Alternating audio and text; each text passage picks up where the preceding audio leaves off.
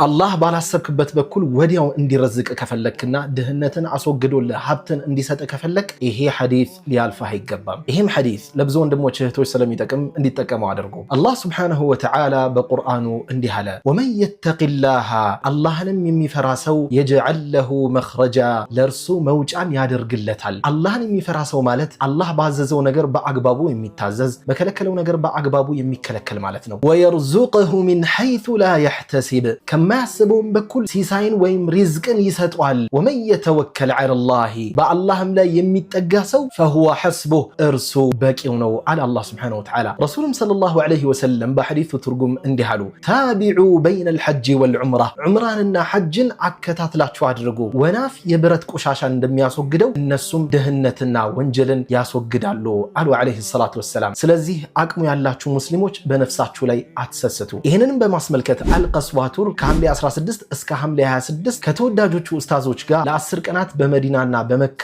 የሚያስቆይ ልዩ የዑምራ ጥቅል አዘጋጅቶላቸዋል። ይህም የዑምራ ጥቅል የሚያካትተው ቪዛ፣ የአየር ትኬት፣ ሆቴል፣ ትራንስፖርት፣ አስጎብኚ እንዲሁም ታሪካዊ የቦታዎች ጉብኝትን ያካትታል። አልቀስዋ ቱርን ልዩ የሚያደርገው በቤተሰብ አባላትም ሆነ አንድ ላይ 4 ሆነው ለሚመጡ ልዩ ቅናሽ አላቸው። ለበለጠ መረጃ ቢሮአቸውም ለቡ ቫርኔሮ ኦሳክ ቢዝነስ ሴንተር 4ኛ ፎቅ ቢሮ ቁጥር 404 ላይ ታገኛችኋላችሁ።